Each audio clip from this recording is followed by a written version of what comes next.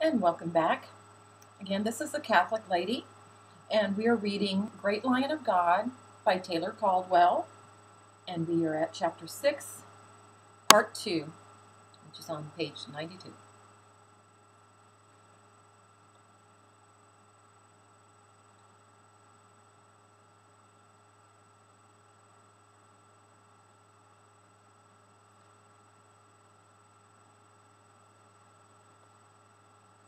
He hesitated.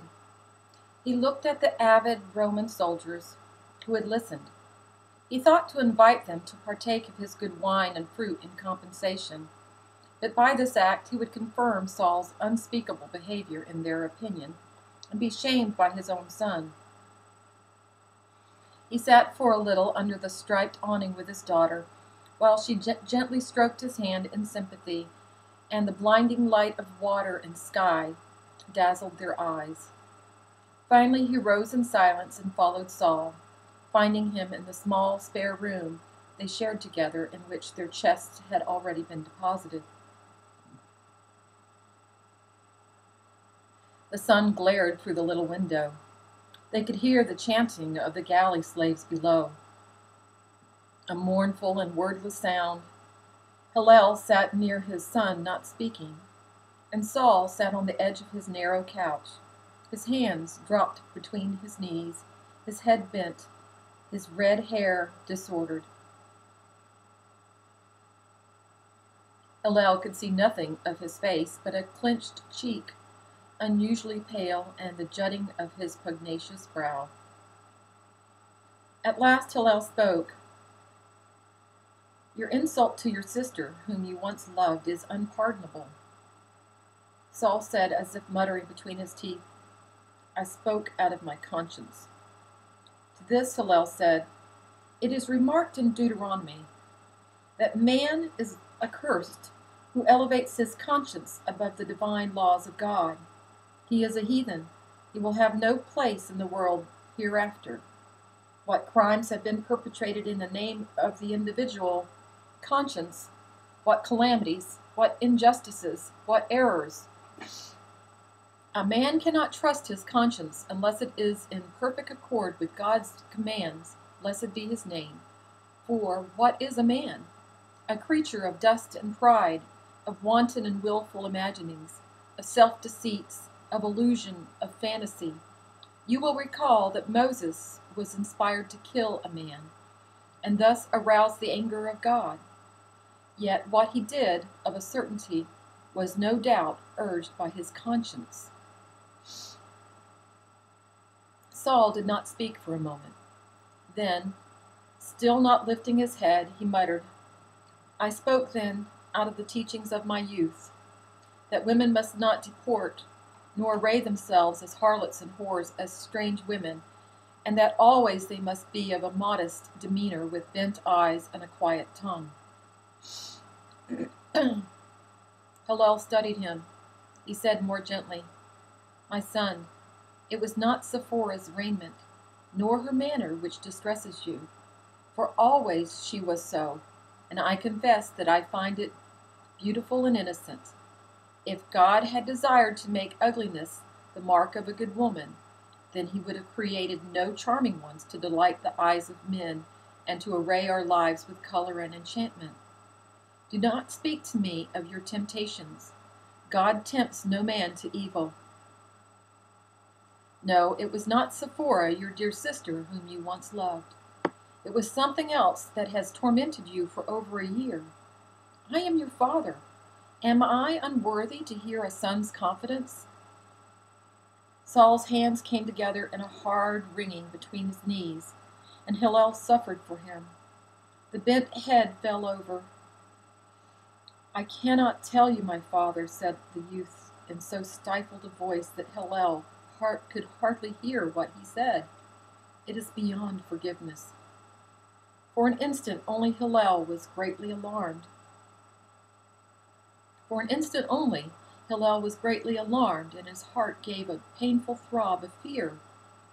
Saul continued, "I have violated all the precepts and teachings of my youth, have mortally offended God, have destroyed my place in Israel." Hillel could now control the panic he had felt. He said, "What holy commandment did you violate, Saul?" It seemed absurd to him that he could even smile now, that his son, hardly 16 years of age, a student, fanatically devout, an obedient son, a lover of his home, an almost immured one, could have violated a commandment or committed any other sin of any magnitude. He saw that Saul's brow was wrinkled in concentration.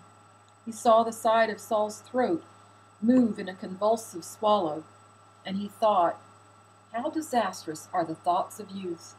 Of what awful and ridiculous exaggeration, crashing thunders and fatalities and doom! Saul said, "I cannot confess to you, my father, for if I should die of shame, and never would you forgive me. You are my son, and I begot you, and what you have done and will do will be part of my own being, Saul.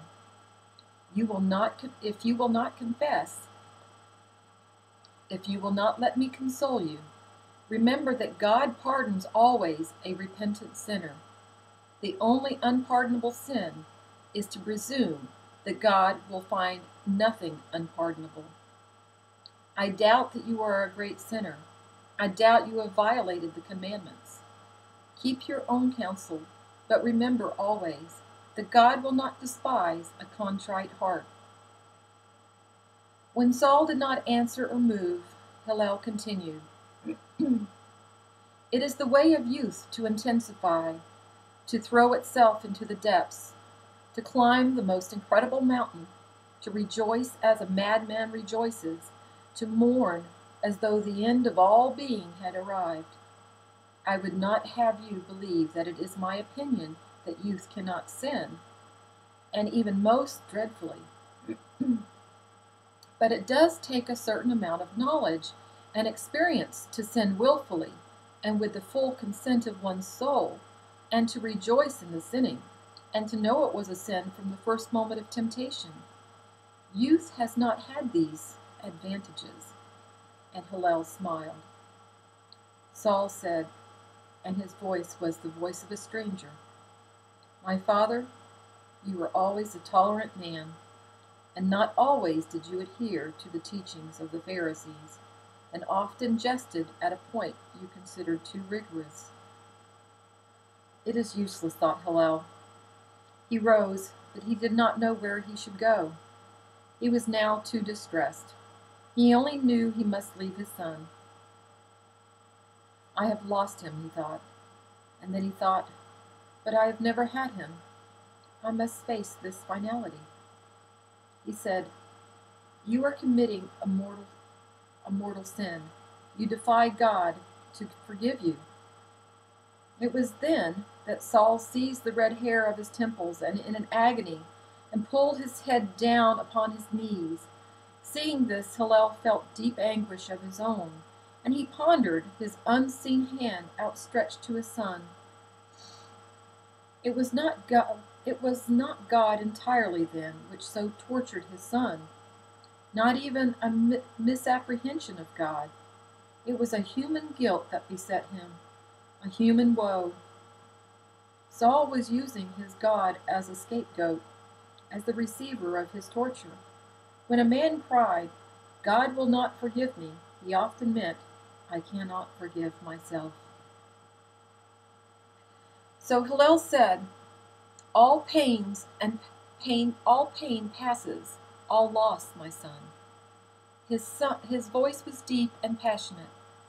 "I thought I should die when your mother died, but it was not God's will, blessed be his name. I had no desire to live. I longed for the sight of her face, her voice, the rustle of her garments. When I considered that no longer would I see her, no longer caress her, that she was lost to me, I almost lost my mind. My sorrow is still almost beyond my capacity to bear. But we were born to be men, and not weak beasts, who lie in the dust and tamely give up their lives when it becomes unendurable. What tears your heart has torn the hearts of multitudes before you, and will tear them again, age after age. But hearken to this, you are young, you will survive, your wound will heal. It will leave a scar, but it will heal. It was as if Saul had not heard him. So Hillel slowly went from the cabin and returned to his daughter. Saul lifted his head. He said aloud, "It will not heal. No, it will never heal." He began to weep silently, in rage and love and hatred, and in passion of spirit, in longing and in loathing, in yearning and in self-disgust. Hillel said to his daughter Sephora, who was much concerned about his sad face and mournful eyes, "I fear it is as Aristo had said. I dared to laugh in my ignorance when he said it, that two giants struggle in the soul of my son, the normal young lust for life, and joy in living and rejoicing in each morn, and an iron certainty that these are evil and must be smothered and murdered in order that all a man's thoughts should be centered on God. Saul then deprives himself of his youth and his natural young gaiety, and the wonder and the beauty and the grandeur of creation, and his expectation of tomorrow and its gifts, considering these worthless and a snare for his soul. He would shroud God in crepuscular clouds and terrible lightnings, and make of him not a loving father, merciful and full of loving kindness, but a judge armed with terror and vengeance, seeking out